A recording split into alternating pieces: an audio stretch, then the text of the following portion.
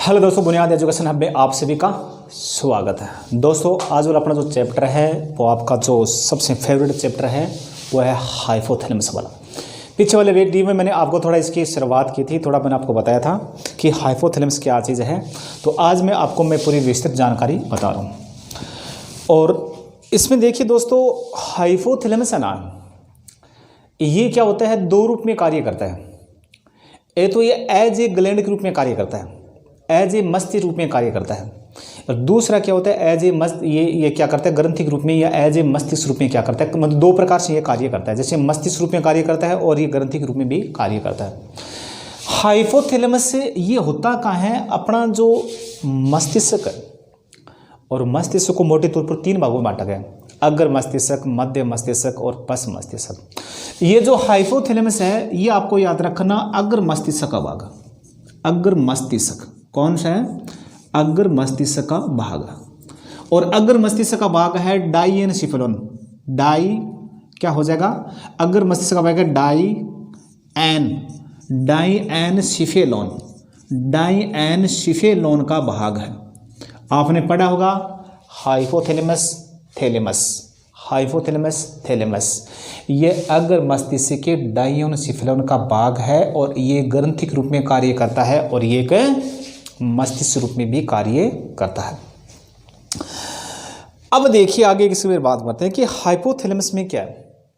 और हाइपोथैलेमस इतने रोचक तथ्य है दोस्तों, आप देखना। सबसे मैं एक रोचक तथ्य बता रहा हूं। सबसे पहले मैं एक रोचक तथ्य बता रहा हूं कि विपरीत लिंग के प्रति जो अट्रैक्टिव होता है, जैसे उदाहरण के तौर पर अगर कहूं कि लड़कियों को देखकर अगर लड़कों को कुछ अट्रैक्टिव होता है, लड़कियों को देख होता है ना अट्रैक्टिव, जैसे बोलते हैं लड़के बोलते हैं कुछ कुछ होता है। ये जो कुछ कुछ होता है ये किसके कारण होता है, ये कुछ कुछ होता है, ये हाइपोथैलेमस ग्रंथि के कारण होता है। और ये हाइपोथैलेमस की ग्रंथि के कारण क्या होता है, जो विपरीत लिंग के प्रति क्या होता है, अट्रैक्टिवपन होता है।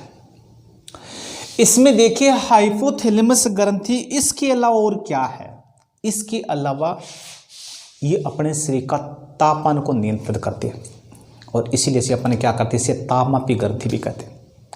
फिर कई बार अपन कहते हैं कि मेरा तो आज मूड खराब है यार, मेरी फीलिंग्स कोई नहीं समझता, या सिर में जो आंतरिक दर्द होता है, ये सभी के सभी जो क्रियाएं हैं ये किस पर डिपेंड है, ये हाइपोथैलेमस ग्रंथि पर ही डिपेंड है। जैसे अपन कहते हैं ना कि यार मेरी भावनाएं कोई नहीं समझता है, मेरी भावनाएं, मेरी फीलिंग्स की कदर नहीं है। ये फीलिंग्स, ये भावनाएं किस पर डिपेंड करती है, हाइपोथैलेमस पर डिपेंड करती है। फिर अपन कहते हैं कि मेरा आज मूड खराब है, कहते हैं ना कि मेरा आज यार मूड खराब है, वो मूड किस पर डिपेंड करता है, तो ये आपको याद रखना हाइपोथैलेमस पर। फिर कई बार क्या होता है कि सिर में जो आंतरिक दर्द होता है, सिर में क्या होता है, आंतरिक जो दर्द होता है, और वो किसके कारण होता है, वो भी हाइपोथैलेमस ग्रंथि के कारण। मतलब इनके अलावा और क्या है, भूख है, प्यास है, प्यार है, प्रेम है, घृणा है, क्रोध है, ये सभी की सभी क्रियाएं एक मस्तिष्क के भाग के रूप में, और इनका जो कंट्रोल कौन करती है, ये हाइपोथैलेमस ग्रंथि करते हैं।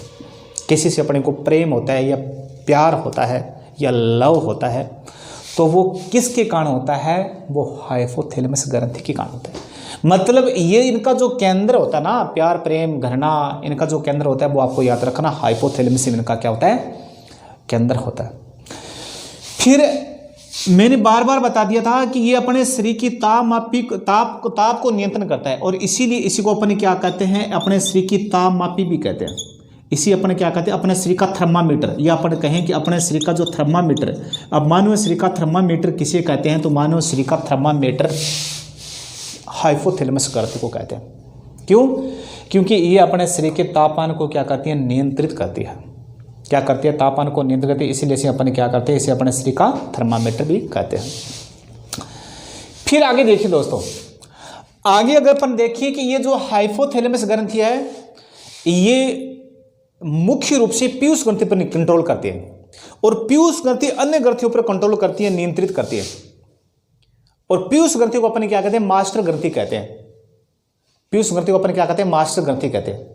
और ये हाइपोथैलेमस ग्रंथि क्या करती है, ये पीयूष ग्रंथि पर नियंत्रण करती है। जैसे अपन बात करें कि जैसे स्कूल्स होता है, जो स्कूल में क्या होता है, जो मास्टर्स होते हैं, जो टीचर होते हैं, उन पर कौन कंट्रोल करता है, हेड मास्टर करता है, या जो प्रधान मास्टर होता है वो करता है, ठीक है ना, या जो प्राचार्य है या जो प्रिंसिपल है वो कंट्रोल करता है।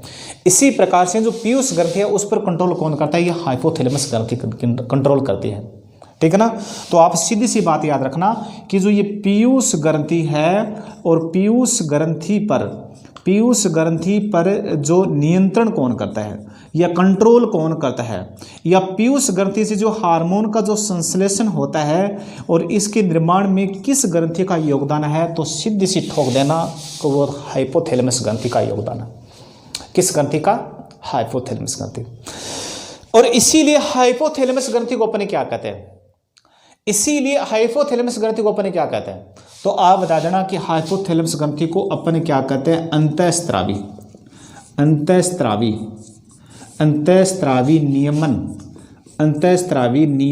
नियमन का सर्वोच्च कमांडर कहते हैं। अंतःस्रावी नियमन का और जो सर्वोच्च कमांडर किसे कहते हैं, तो आप बता देना कि अंतःस्रावी नियमन का सर्वोच्च कमांडर हाइपोथैलेमस ग्रंथि को कहते हैं। क्यों? क्योंकि पीयूष ग्रंथि पर नियंत्रण करता है और पीयूष ग्रंथि अन्य ग्रंथियों पर नियंत्रण करती है, और इसीलिए अंतःस्रावी नियमन का इसे क्या कहते हैं, सर्वोच्च कमांडर कहते हैं। फिर अगर हिंदी में कहें तो इसको अपन क्या कहते हैं, परिधान ग्रंथि भी कहते हैं। आपसे पूछ ले जाए किस ग्रंथि को प्रधान ग्रंथि कहते हैं, इसको अपन हेड मास्टर ग्रंथि भी कहते हैं। इसको अपन क्या कहते हैं, हेड मास्टर ग्रंथि भी कहते हैं। इससे अपन क्या है, मास्टर ऑफ मास्टर ग्रंथि भी कहते हैं। इससे अपन क्या कहते हैं, सुपर मास्टर ग्रंथि भी कहते हैं। इससे अपन क्या कहते हैं, सुपर मास्टर ग्रंथि भी कहते हैं।